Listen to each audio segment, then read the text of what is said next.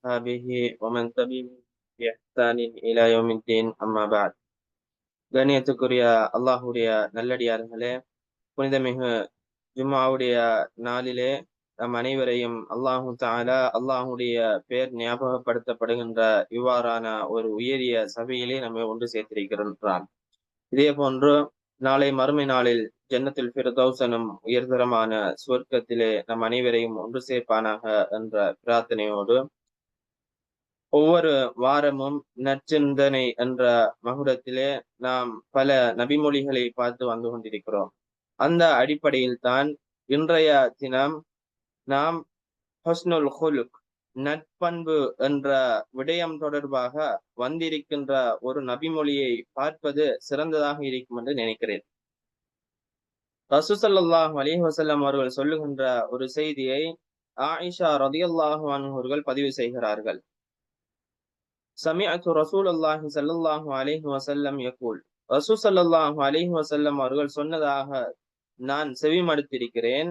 இன்னல் முஃமின லயுத்ரிகு பிஹுஸ்னி ஹுலுகிஹி தரஜத்தஸ் ஸாயிமி வல் காயிம். ஒரு முஃமின், அல்லாஹுவை ஈமான் கொண்ட ஒரு முஃமின், அவனுடைய நட்பண்பினூடாக நோன்பாளியுடைய, அதே போன்று நின்று வணங்கக்கூடிய ஒரு மனிதனுடைய நன்மையை, நட்பண்பை உடைய ஒரு மனிதன் பெற்றுக்கொள்ளுகிறான் என்று, ஒரு முஃமின் பெற்றுக்கொள்ளுகிறான் என்று ரசூல் ஸல்லல்லாஹு அலைஹி வஸல்லம் அவர்கள் சொன்னதாக ஆயிஷா ரலியல்லாஹு அன்ஹா அவர்கள் அறிவிக்கின்ற செய்தியை பார்க்க முடிகிறது. இந்த நபிமொழி அபூ தாவூத் என்ற கிரந்தத்திலே பதிவு செய்யப்படுகிறது. கண்ணியத்துக்குரிய அல்லாஹுடைய நல்லடியார்களே, நட்பண்பு என்ற விடயம் எந்த அளவுக்கு ஒரு மனிதனுக்கு நன்மையை இட்டு தருகிறது என்பதை இந்த நபிமொழியினூடாக நாம் பார்க்கக்கூடியதாக இருக்கிறது. உண்மையிலே ஒரு மனிதன் மனிதர்களுக்கு மத்தியில நட்பண்போடு அவன் இருக்கிறான் என்றால் அவன் ஒரு நோன்பாளியுடைய அந்தஸ்துக்கு பார்க்கப்படுகிறான்.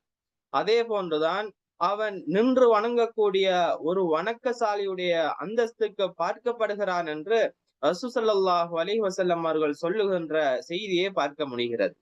அதே போன்றுதான் இந்த நட்பண்பு என்பது அல்லாஹுவிடத்திலே அல்லாஹுடைய திருப்தியை ஒரு அடியான் பெற்றுக்கொள்ளுகின்ற வணக்க வழிபாடுகளிலே மிகவும் உயர்ந்த ஒரு வணக்க வழிபாடுதான் இந்த நட்பண்பு என்பது.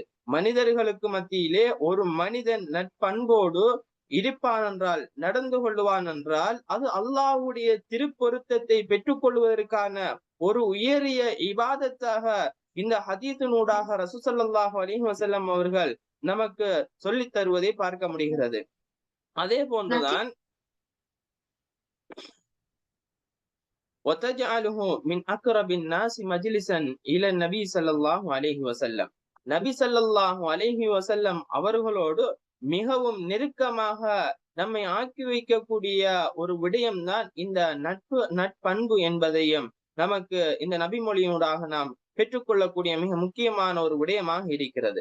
அதே போன்றுதான் இந்த நட்பண்பு என்பது ஒரு மனிதன் இரவிலே நின்று வணங்குகிறான் என்றால், ஒரு மனிதன் இரவு நேரத்திலே நின்று வணங்குகிறான் என்றால் எந்த அளவுக்கு அல்லாஹ்விடத்திலே அந்த நின்று வணங்குகின்ற அந்த வணக்கம் அந்தஸ்தால் உயர்ந்ததோ அந்த அளவுக்குரிய ஒரு அந்தஸ்தை, ஒரு நன்மையை ஒரு நமக்கு பெற்றுத்தரக்கூடியதாக இந்த நட்பண்பு இருக்கிறது என்பதை நாம் பார்க்கக்கூடியதாக இருக்கிறது. அதே போன்றுதான் ஒரு பகல் வேளையிலே ஒரு மனிதன் நோன்பு நோட்டிருக்கிறான் என்றால் அந்த நோன்பு அல்லாஹ்விடத்தில் எந்த அளவுக்கு அந்தஸ்தால் உயர்ந்ததாக இருக்கிறதோ அந்த அளவுக்கு அந்தஸ்தை நட்பண்பு நமக்கு பெற்றுத்தரக்கூடியதாக இருக்கிறது என்பதை பார்க்க முடிகிறது.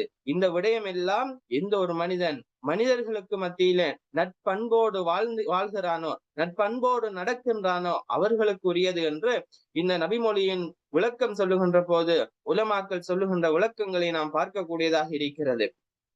ஒரு மனிதன் அநியாயம் செய்யாமல், ஒரு மனிதன் தீங்கிழைக்காமல், அவர்களோடு நல்ல முறையிலே பேசி, அவர்களோடு ஒரு பண்பாடாகவும் மென்மையாகவும் நடந்து, அவர்களுடைய ரசூல் ஸல்லல்லாஹு அலைஹி வஸல்லம் அவர்கள் சொல்லுகின்ற போது அல் இப்திசாம், புன்னகைப்பதை பற்றி சொல்லுகின்ற போது ஒரு சகோதரன் இன்னும் ஒரு சகோதரனை பார்த்து புன்னகைப்பது கூட சதக்கா என்று சொல்லுகிறார்கள். அது ஒரு உயரிய நட்பண்பாக ரசூல் ஸல்லல்லாஹு அலைஹி வஸல்லம் அவர்கள் நமக்கு காட்டுகிறார்கள். அப்படி நாம் மனிதர்களுக்கு மத்தியிலே நடப்பது என்பது நம்மை ஒரு உயர்ந்த அந்தஸ்துக்கு கொண்டு செல்லுகின்றது என்பதை பார்க்க முடிகிறது. நாம் அடுத்த மனிதர்கள் நம்முடைய சகோதரர்கள் நமக்கு தீங்களிக்கின்ற சந்தர்ப்பத்திலும் சரி, நாம் அவர்களுக்கு மாறி தீங்களிக்க வேண்டும் என்ற சிந்தனையை விட்டுவிட்டு நாம் அவர்களோடு நல்ல முறையிலே நடப்பது என்பது அல்லாஹ்விடத்திலே உயர்ந்த அந்தஸ்தை நமக்கு பெற்றுத்தரக்கூடிய ஒரு விடயம் என்பதை நாம் பார்க்கக்கூடியதாக இருக்கிறது.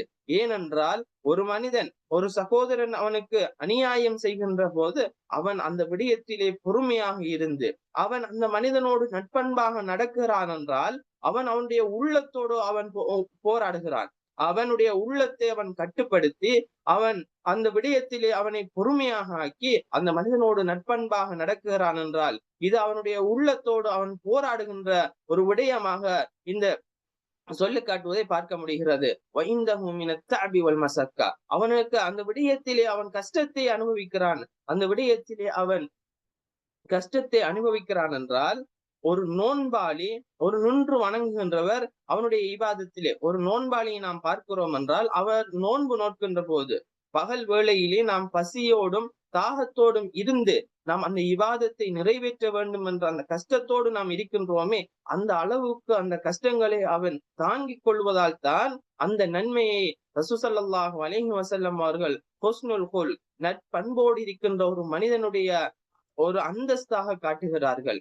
அதே போன்றுதான் ஒரு நின்று வணங்குகின்ற ஒரு நல்லடியான் அவன் நின்று வணங்குகின்ற போது இந்த அளவுக்கு கஷ்டத்தோடு அவன் அல்லாஹ்வை வணங்க வேண்டும், அல்லாஹ்வுடைய திருப்தியை பெற்றுக்கொள்ள வேண்டும் என்று கஷ்டத்தோடு அவன் நின்று வணங்குகின்றானோ அந்த கஷ்டத்துக்கு ஒப்பானதாகத்தான் இந்த ஹுஸ்னுல் குல் அடுத்த மனிதர்களோடு அவர்கள் நமக்கு அநியாயம் செய்கின்ற வேளையில் நாம் பொறுமையாக இருந்து நாம் அந்த கஷ்டத்தை தாங்கிக் கொண்டு அவர்களோடு நாம் நட்பண்போடு நடக்கிறோம் என்றால் அந்த அளவுக்கு கஷ்டத்தை தாங்கிக் கொள்ளக்கூடிய விடயமாக ரசூல் ஸல்லல்லாஹு அலைஹி வஸல்லம் அவர்கள் இதை நமக்கு காட்டக்கூடியதாக இருக்கிறது. எனவே கண்ணியத்துக்குரிய அல்லாஹ்வுடைய நல்லடியார்களே, இந்த நபிமொழியினூடாக நாம் புரிந்து கொள்ளக்கூடிய மிக முக்கியமான விடயம்தான் ஒரு முஸ்லிம் ஒரு முஃமினாக இருக்கின்ற அல்லாஹுவை நம்புகின்ற ஒரு நல்லடியான் அல்லாஹுடைய திருப்தியை பெற்றுக் கொள்ளக்கூடிய நட்பண்போடு இருக்க வேண்டிய அவசியம் இருக்கிறது. அந்த நட்பண்பின் ஊடாகத்தான் அந்த மனிதன் அல்லாஹுடைய மஹப்பத்தை பெற்றுக் கொள்ளக்கூடியதாக இருக்கும்.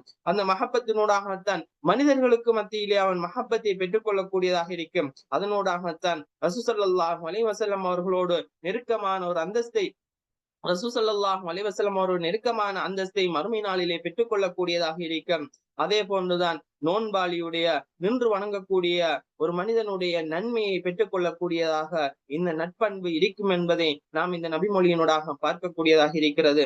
அதே போன்றுதான் அல் அஹ்லாக் ஸய்யியா கெட்ட பண்பு என்பது மனிதர்களுக்கு மத்தியிலே நாம் கெட்ட முறையிலே நடந்து கொள்வது, அவர்களுடைய முகங்களிலே கடுகடுப்பது, அவர்களோடு தகாத முறையிலே நடந்து கொள்வது என்பது மனிதர்களுக்கு மத்தியிலும் இந்த உலகத்தில் மனிதர்களுக்கு மத்தியிலும் கோபத்தை உண்டாக்கக்கூடியது. அதே போன்று நாளை மறுமை நாளிலே ரசூல் ஸல்லல்லாஹு அலைஹி வஸல்லம் அவர்களை விட்டும் நம்மை தூரமாக்கக்கூடியது என்பதை நாம் பார்க்கக்கூடியதாக இருக்கிறது. எனவே கண்ணியத்துக்குரிய அல்லாஹ்வுடைய நல்லடியார்களே, அடுத்த மனிதர்களோடு நட்பண்போடும் நல்ல ஒழுக்கத்தோடும் நாம் நடந்து கொள்கின்ற சந்தர்ப்பத்திலே நாம் உயரிய அந்தஸ்தை பெற்றுக் கொள்ள முடியும் என்பதை பார்க்கக்கூடியதாக இருக்கிறது. எனவே அல்லாஹு தஆலா நம் அனைவருக்கும் நட்பண்போடு நடக்கக்கூடிய சந்தர்ப்பத்தை தந்தருள் பாலிப்பானாக. வ ஆகிரு தஅவானா அனில் ஹம்துலில்லாஹி ரப்பில் ஆலமீன்.